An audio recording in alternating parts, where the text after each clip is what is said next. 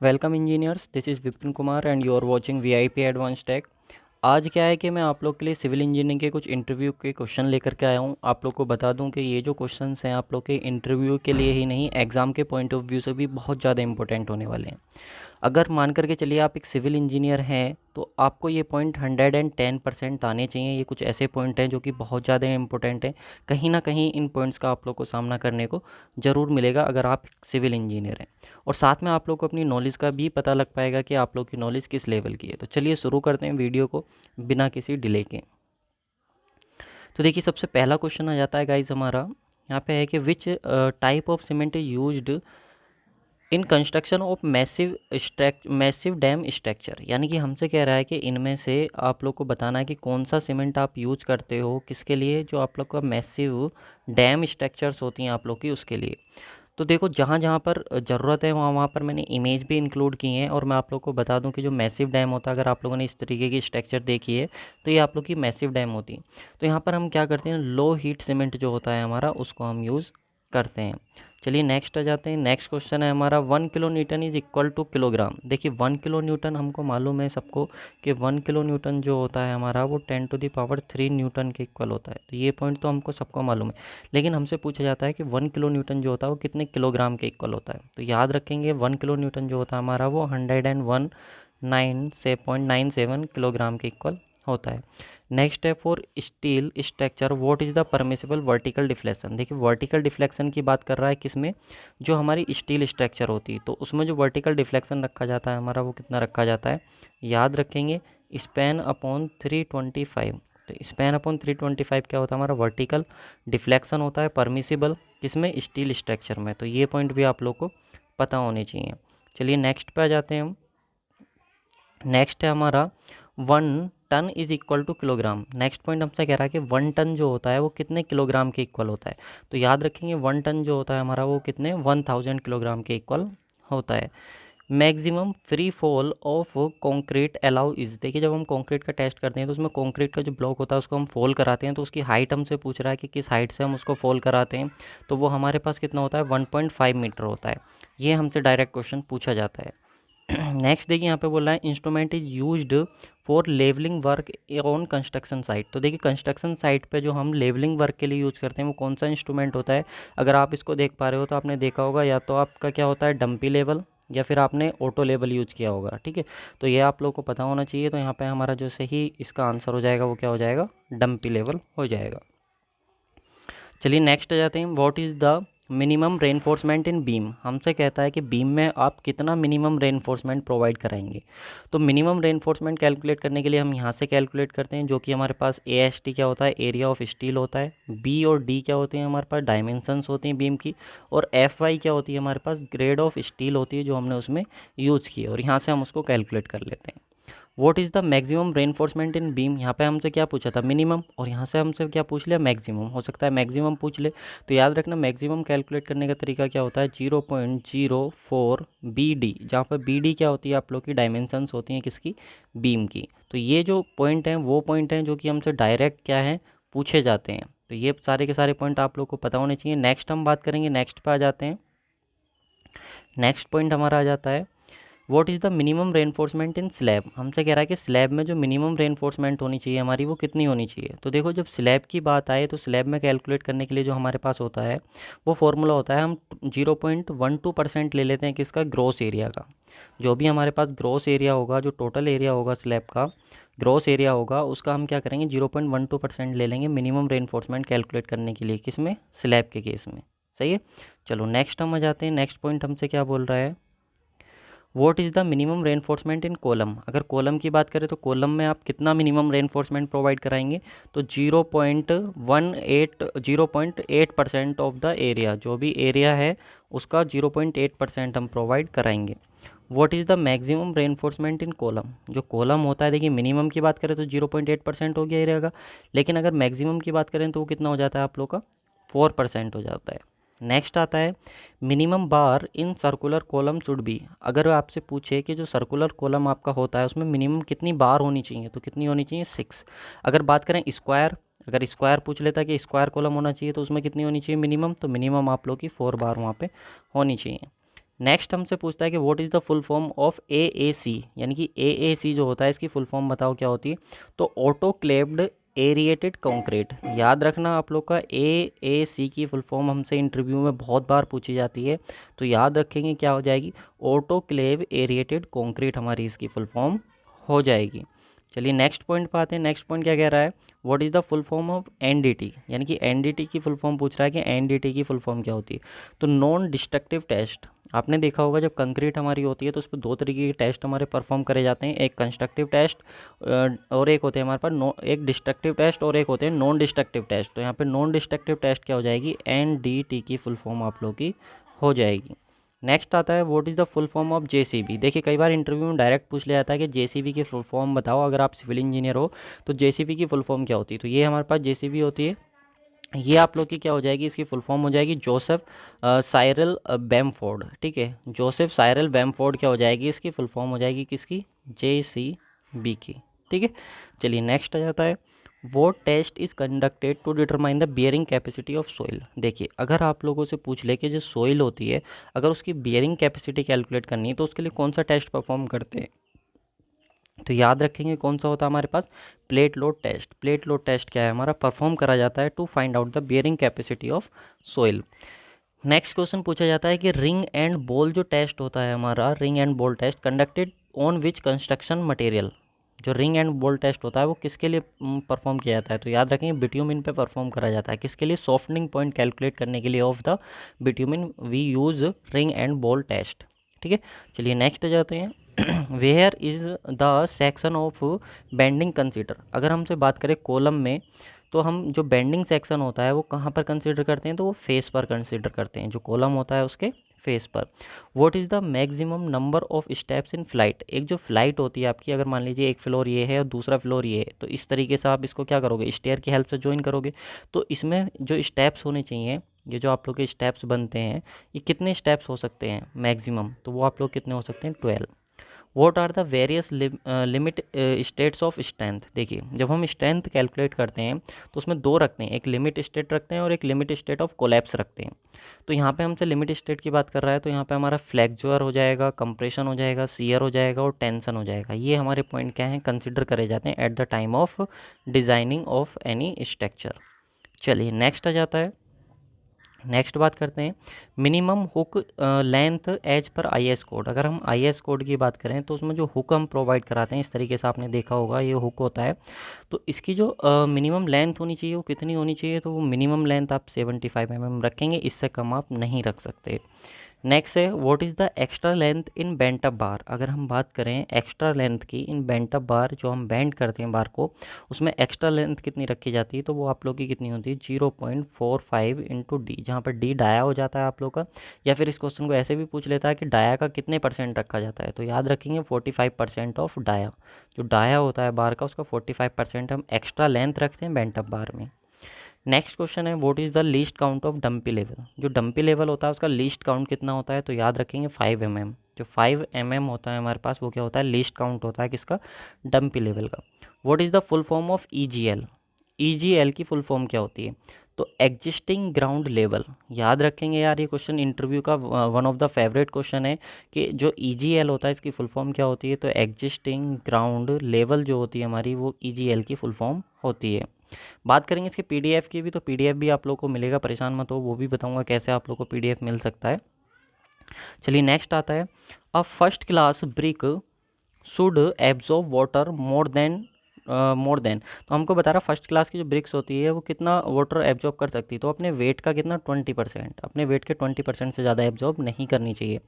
What are the minimum number of bars to be provided in a rectangular column. तो पीछे मैंने अभी आपको बताया था रेक्टेंगुलर कॉलम में आप कितनी बार प्रोवाइड करा सकते हैं, मिनिमम 4, और सर्कुलर में कितनी प्रोवाइड करा सकते हो, 6। तो minimum bar provided in circular column, तो देखिए कितनी होगी आप लोग की, 6 बार हो गई। नेक्स्ट है what are the various losses in prestressing. देखिए जो प्री स्ट्रेसिंग होता है उसमें कितने तरीके के लॉसेज होते हैं, तो उसमें हमारे 4 तरीके के मेनली लॉसेज कंसिडर करे जाते हैं। एक तो होता है इलास्टिक डिफॉर्मेशन ऑफ कंक्रीट, एक होता है श्रिंकेज ऑफ कंक्रीट, एक होता है क्रीप ऑफ कंक्रीट, और एक होता है relaxation of stress in steel. जो हमारे पास 4 तरीके के लॉसेज हैं जो हमारे कंसिडर करे जाते हैं किस में, प्री स्ट्रेस कंक्रीट में। चलिए नेक्स्ट आता है विकेट एपरेटस इज यूज्ड। जो विकेट एपरेटस होता है किस लिए यूज करा जाता है? जो सीमेंट की कंसिस्टेंसी होती है, उस सीमेंट की कंसिस्टेंसी को कैलकुलेट करने के लिए हम किसका यूज करते हैं? विकेट एपरेटस का यूज करते हैं।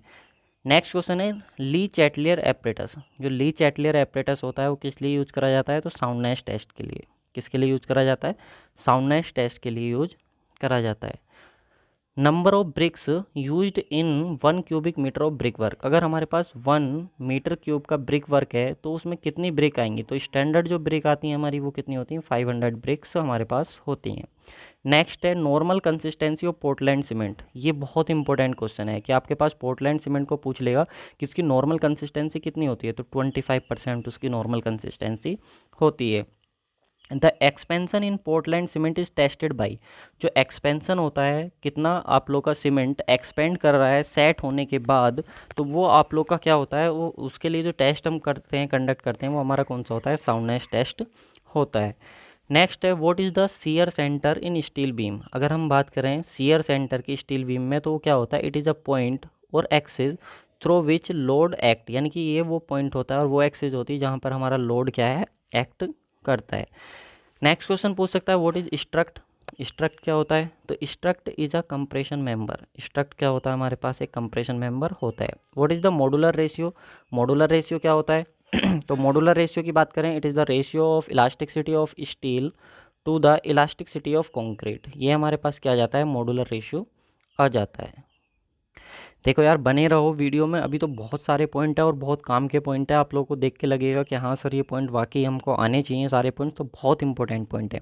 नेक्स्ट आता है what is the minimum diameter of bar used in column. अगर हम बात करें कॉलम में, तो कॉलम में आप कम से कम कितने डाया का बार यूज कर सकते हो? तो वो आप लोग का कितना होता है? 12 mm। कम से कम आप 12 mm जो डाया है उतना आप यूज कर सकते हो। What are the bearing piles. जो आप लोग की बियरिंग पाइल्स होती हैं वो क्या होती हैं? तो बियरिंग पाइल्स जो आप लोग की होती हैं, transfer the loads to the hard strata. यानी कि जो लोड उन पर आ रहा होता है वो उसको हार्ड स्टेटा पे क्या कर देती हैं? ट्रांसफ़र कर देती हैं, जो आप लोग की बियरिंग पाइल्स होती हैं। नेक्स्ट क्वेश्चन पूछा जाता है कि फ्रिक्शन पाइल्स क्या होती हैं। तो फ्रिक्शन पाइल्स क्या होती हैं? Transfer the load by friction between the surface of pile and soil. जो पाइल और सोइल होती है उनके बीच जो लोड का जो ट्रांसफ़र होता है वो बाई फ्रिक्शन होता है। तो वो बाई फ्रिक्शन अगर होगा तो वो कैसी पाइल हो जाएंगी? फ्रिक्शन पाइल हो जाएंगी। नेक्स्ट है according to IS code full strength of concrete is achieved after 28 days. ये क्वेश्चन हमसे पूछा जाता है कि कंक्रीट कितने दिन में अपनी जो स्ट्रेंथ होती है, फुल स्ट्रेंथ होती है, उसको अचीव्ड कर लेती है। तो उसको कितना टाइम लगता है? 28 डेज़ का। What is the volume of 1 bag of cement. 1 bag of cement का वॉल्यूम कितना होता है आप लोग का? तो वो 0.035 मीटर क्यूब होता है। और अगर लीटर में पूछ ले तो 35 लीटर। ठीक है, तो ये चीज़ आप लोग को पता होनी चाहिए। नेक्स्ट है minimum grade of concrete used RCC। अगर RCC वर्क के लिए पूछे कि मिनिमम ग्रेड कौन सी यूज करी जाती है, तो वो M20 आप लोग की होती है। नेक्स्ट आता है what is the slenderness limit of column. अगर हम बात करें स्लेंडरनेस लिमिट की कॉलम के केस में, तो वो कितनी होती है? लेस देन 12 होनी चाहिए शॉर्ट कॉलम के लिए, और मोर देन 12 हो है तो वो कैसा हो जाएगा? लॉन्ग कॉलम हमारा हो जाएगा। सही है। नेक्स्ट है what is the initial and final setting time of cement. तो वो कितना होता है? 30 मिनट। और जो फाइनल सेटिंग टाइम होता है वो कितना होता है? 600 मिनट हमारे पास हो जाता है। 30 मिनट जो हो जाएगा वो हो जाएगा हमारे पास इनिशियल सेटिंग टाइम, और फाइनल हो जाएगा हमारे पास जिसको हम 10 आवर भी बोल सकते हैं। ठीक है, या फिर 600 minute. Lee Chatelier apparatus is used. तो किसके लिए परफॉर्म करा जाता है? साउंडनेस टेस्ट के लिए हमारा किया जाता है ली Chatelier apparatus. What do you understand by M25 concrete. अगर कहीं पर M25 कंक्रीट लिखा हुआ है तो इसका मतलब क्या होता है? तो देखो, अकॉर्डिंग टू IS 456 2000 के अकॉर्डिंग हम बात करेंगे, तो जो M होता है इसका ये रेफर करता है मिक्स को, 25 जो होता है ये बताता है करेक्टरिस्टिक कंप्रेसिव स्ट्रेंथ को। किसको बताता है? कंप्रेसिव स्ट्रेंथ को। इसको कैसे पता करते हैं? तो इसको पता करने के लिए हमारे पास एक क्यूब होता है जिसकी डायमेंशन ये होती है हमारे पास 150 mm by 150 mm by 150 mm। इस पर टेस्ट कंडक्ट करा जाता है और 28 दिन में ये हमारी जो स्ट्रेंथ हमें मिल जाती है मिनिमम, वो कितनी मिल जाती है? 25 न्यूटन पर mm² हमको मिल जाती है। नेक्स्ट है what is the maximum allowable fresh concrete temperature until used as पर ASTM। यानी कि अगर हम बात करें जो हमारी अलाउएबल फ्रेश कंक्रीट है उसका जो टेम्परेचर हमारा यूज करा जाता है एज पर ASTM, वो कितना होता है? 32 डिग्री सेंटीग्रेड होता है। कितना होता है? 32 डिग्री सेंटीग्रेड। नेक्स्ट है for filling crack in masonry structure the type of bitumen use, तो वो आप लोग का कौन सा होता है? Plastic bitumen. यानी जो मैशनरी स्ट्रक्चर होती हैं उनमें जो हमारी क्रैक्स होते हैं उसको फिल करने के लिए जो प्लास्टिक बिट्यूमिन का यूज करा जाता है। What is the process of covering of concrete placed on a expose top of an external wall, यानी कि अगर आपकी एक्सटर्नल वॉल है और उसको क्या करना है, हमें प्लेस करना है, कंक्रीट की कवरिंग करनी है, तो उसको हम क्या बोलते हैं? उस प्रोसेस को तो उसको हम बोलते हैं कोपिंग। नेक्स्ट है a wall constructed to resist the pressure on of an earth filling is known as, देखिए जो हमारी अर्थ फिलिंग होता है, अगर मान लीजिए इस तरीके से था, इधर हमारे पास क्या था? अर्थ फिलिंग था, इधर सॉइल थी, तो इसको रजिस्ट करने के लिए जो यूज करी जाती है वो क्या होती है हमारे पास? तो वो रिटेनिंग वॉल होती है। नेक्स्ट है what is the minimum curing period, अगर हम क्यूरिंग पीरियड की बात करें मिनिमम कितना होता है, तो IS 456 2000 के अकॉर्डिंग जो रिकमेंड करता है हमें, वो हमारे पास कितना होता है? 7 डेज़ होता है एटलीस्ट। किसके लिए? ऑर्डनरी पोर्टलैंड सीमेंट के लिए। 10 डेज़ हमारे पास होता है अगर हमने कंक्रीट में मिनरल एड मिक्सर यूज़ करें उसके लिए। और यहाँ पे अगर हम बात करें जो हमारे पास क्यूरिंग ड्यूरेशन होती है वो हमारे पास should not be less than 10 दिन से कम नहीं होनी चाहिए। किसके लिए? कंक्रीट ऑफ OPC, यानी कि ऑर्डनरी पोर्टलैंड सीमेंट अगर उसमें यूज़ किया गया। और 14 डेज़ हमारी होती है किसके लिए? जब हमारे पास जो है उसमें मिनरल एड मिक्सर यूज़ करे हो in hot and dry weather. सही है। चलिए नेक्स्ट है what is the minimum weight of fine aggregate for sieve analysis as पर ASTM, देखिए ये हमारे पास कोड है जो अमेरिकन कोड है, तो इसके अकॉर्डिंग आप लोग को बताना है कि जो मिनिमम वेट होता है फाइन एग्रीगेट का वो कितना होता है जो सीव एनालिसिस के लिए यूज करा जाता है, तो वो कितना होता है? 300 ग्राम होता है। How many hours should CBR samples भी सोक्ड, देखिए जो CBR टेस्ट हमारा परफॉर्म करा जाता है उससे पहले उसको सैंपल को सोक्ड किया जाता है, डुबोया जाता है। वो कितने आवर्स के लिए होता है? वो 96 आवर्स के लिए। What is the bearing capacity of soil, जो सोइल होता है उसकी बियरिंग कैपेसिटी कितनी होती है? क्या होती है? तो bearing capacity of soil to support the load applied to the ground by the foundation of the structure, यानी कि बियरिंग कैपेसिटी क्या होती है कि कोई भी अगर सोइल है जो उस पर लोड आ रहा है स्ट्रक्चर का, वो कितनी आसानी से उसको क्या कर ले रही है? बियर कर ले रही है, उसकी क्या हो जाती है? बियरिंग कैपेसिटी हो जाती है। What do you mean by Honey com in concrete, देखिए कॉन्क्रीट में जो हनी कॉम बन जाते हैं उससे आप क्या समझते हो? तो हनी कॉम क्या होता है? कुछ भी नहीं होता है एक्चुअली में, वॉइड्स होते हैं कॉन्क्रीट में। तो जो कॉन्क्रीट में जो वॉइड्स हो जाते हैं ड्यूरिंग द कॉन्क्रीट कास्टिंग, जब हम कॉन्क्रीट की कास्टिंग कर रहे होते हैं तो उस समय जो वॉइड्स हो जाते हैं उसको हम क्या बोल देते हैं? हनी कॉम बोल देते हैं। What field test are required for quality check of cement, अगर सीमेंट की क्वालिटी चेक करनी है तो उसके लिए कौन कौन से टेस्ट आप परफॉर्म करोगे या कौन कौन सी चीज़ें आप चेक करते हो? तो कलर चेक करते हो, उसका फिजिकल प्रॉपर्टी चेक करते हो। अगर सीमेंट आपका ग्रे कलर का है या फिर लाइट ग्रे इस कलर का है तो आप लोग का सीमेंट अच्छा है। अगर वो स्मूथ फील हो रहा है आपकी फिंगर्स के बीच, अगर आप उसको रब कर रहे हो तो भी वो आप लोग का एक अच्छा है।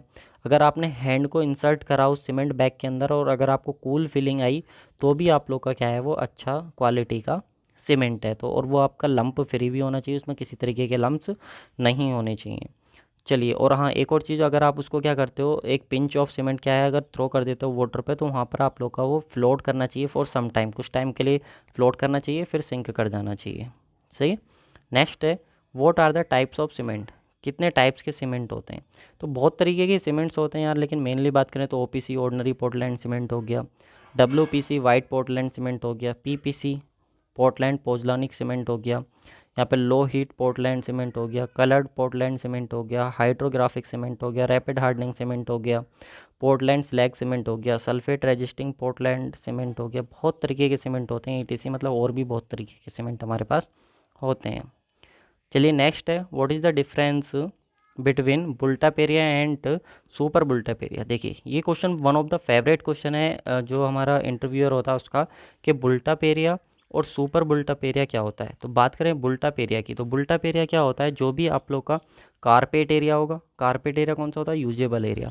जो भी कारपेट एरिया होगा प्लस जो एरिया कवर करा है वॉल्स ने, पिलर्स ने और डक्ट्स ने, उन दोनों का जो सम होगा उसको हम क्या बोल देते हैं? बुल्टापेरिया बोल देते हैं। ये क्या होता है? यूजुअली 10% ज़्यादा होता है किससे? कारपेट एरिया से। बात करें सुपर बुल्टअप एरिया क्या होता है, तो सुपर बुल्टअप एरिया हो जाएगा आप लोग का बुल्टअप एरिया, यानी कि जो ये वाला एरिया था, प्लस जो एरिया आपने यूज करा है किसमें, बिल्डिंग एमिनिटीज़ में, लाइक कोई आप लोग का पैसेज ऑफ लिफ्ट बनाया है आप लोगों ने, स्टेयर्स बनाई है, लिफ्ट, जिम, क्लब, तो इनका भी एरिया क्या आप लोग का अगर और ऐड कर देते हैं उसमें, जो आप लोग का बुल्टअप एरिया है, तो वो आप लोग का क्या हो जाता है, सुपर बुल्टअप एरिया हो जाता है। नेक्स्ट है, नेक्स्ट बात करते हैं, what are the steps involved in the concreting process. जो आप लोग की कॉन्क्रीटिंग प्रोसेस होती है उसमें कौन कौन से स्टेप्स हमारे इन्वॉल्व होते हैं, तो अगर हम उन्हीं स्टेप्स की बात करें तो सबसे पहले हमारा जो स्टेप होता है वो बैचिंग होती है। हमारा बैचिंग हमारी कर ली जाती है, उसमें हम मेजर कर लेते हैं सीमेंट को, कोर्स एग्रीगेट को, सैंड को, वाटर को, ठीक है। फिर उसके बाद उनको मिक्स करा जाता है, फिर उसको ट्रांसपोर्ट करा जाता है जहाँ पर उसको प्लेस करना है, फिर उसका कॉम्पैक्शन प्लेस करने के बाद फिर उसकी क्वेरिंग। ये हमारे स्टेप्स होते हैं जो इन्वॉल्व होते हैं किसी भी कंक्रीट की प्रोसेसिंग में, ठीक है।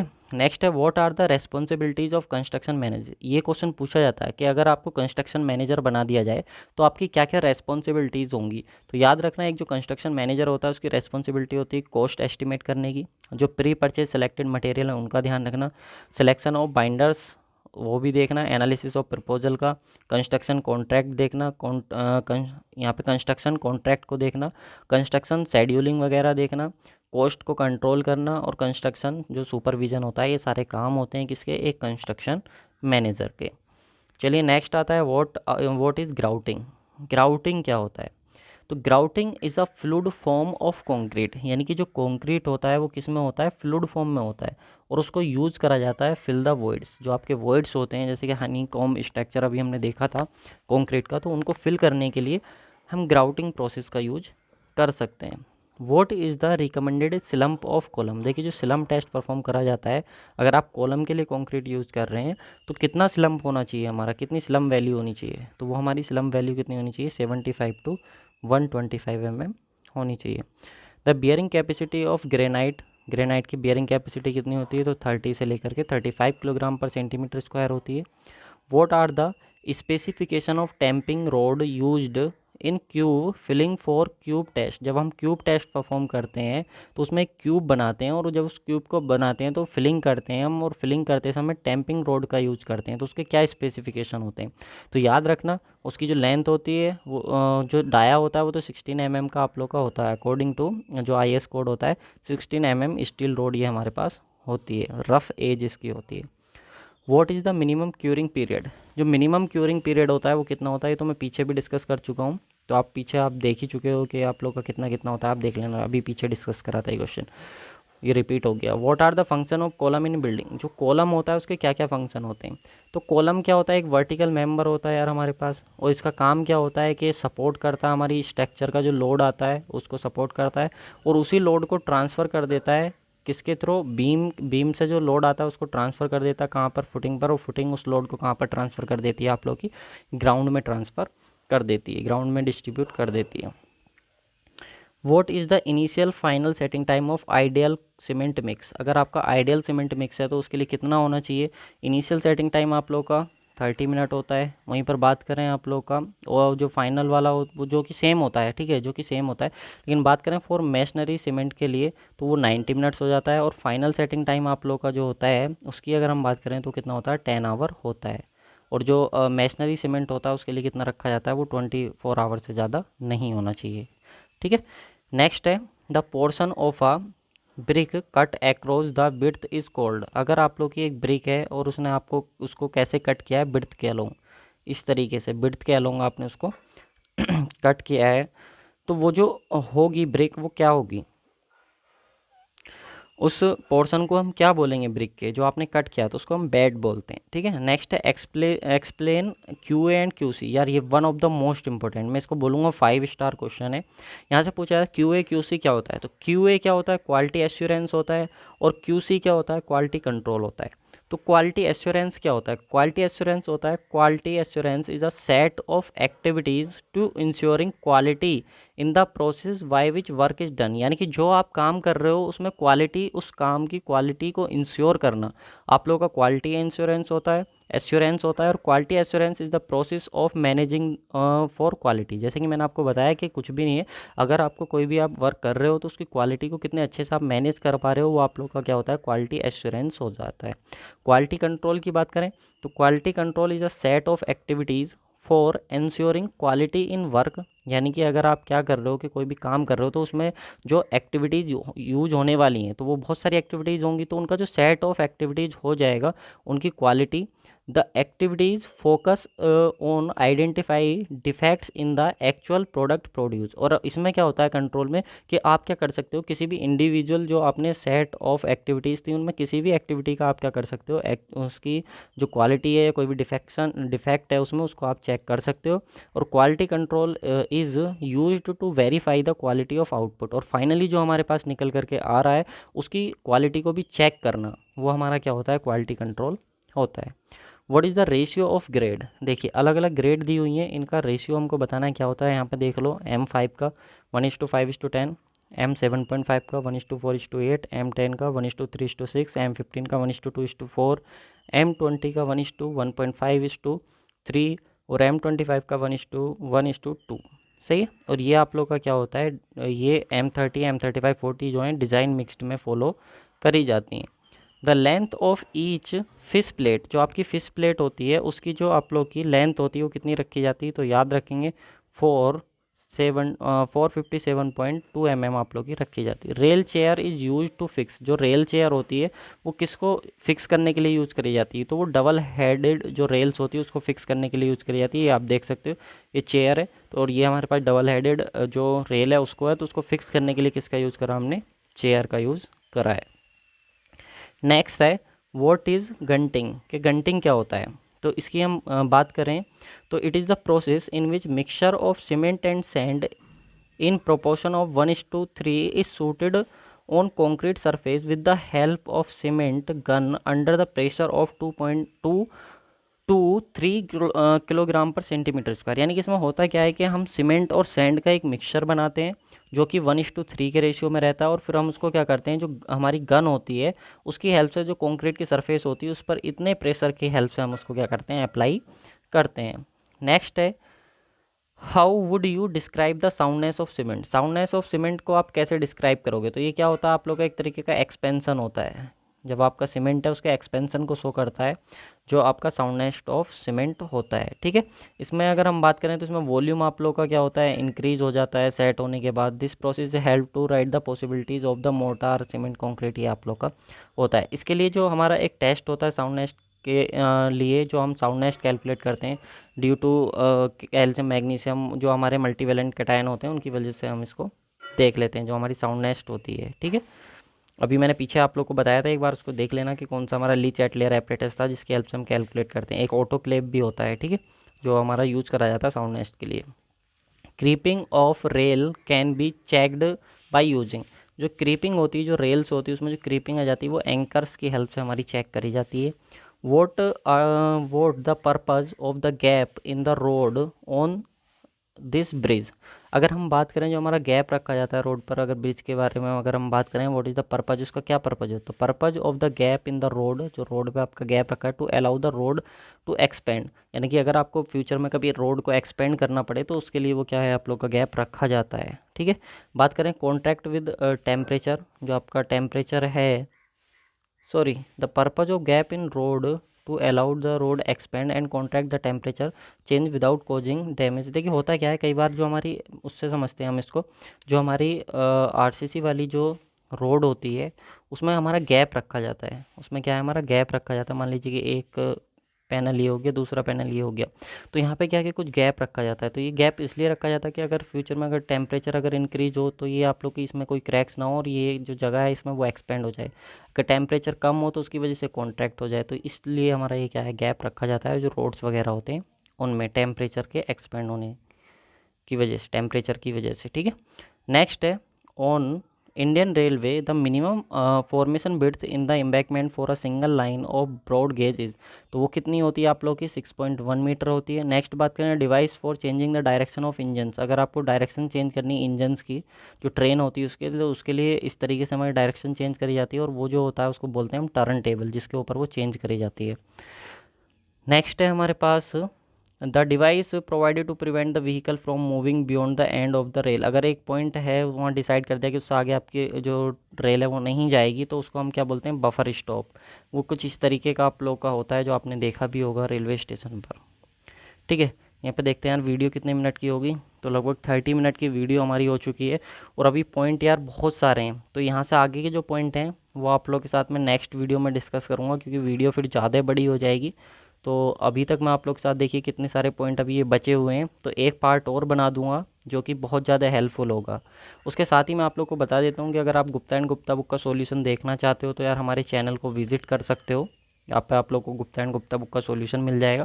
अगर आप इसकी पीडीएफ परचेज करना चाहते हो कंप्लीट सॉल्यूशन की, तो वो भी आप लोग को पीडीएफ मिल जाएगी 8077283538 पर आप लोग को अवेलेबल करा दी जाएगी। अगर आप चाहते हो तो मुझे व्हाट्सअप कर सकते हो, मैं आप लोगों को बहुत ही नॉमिनल कॉस्ट पर प्रोवाइड करा दूँगा। आर एस खुरमी बुक का अगर आप सॉल्यूशन चाहते हो तो यूट्यूब पर एक चैनल है VIP civil engineers, VIP civil engineers, आप उस चैनल को जाकर के वहाँ पे विजिट कर सकते हो। वहाँ पे आप लोग को सॉल्यूशन मिल जाएगा आर एस खुरमी बुक का। अगर बात करें नॉन टैग की, तो नॉन टैग के लिए एक चैनल है वीआईपी एडुटैग, वीआईपी एडुटैग। यहाँ पर आप लोगों को नॉन टैग जो एसएससी जेई है, एसएससी जेई वगैरह का, ये आप लोगों को जो जूनियर इंजीनियरिंग में नॉन टैग पूछा जाता है यहाँ पे आप लोगों को कराया जा रहा है।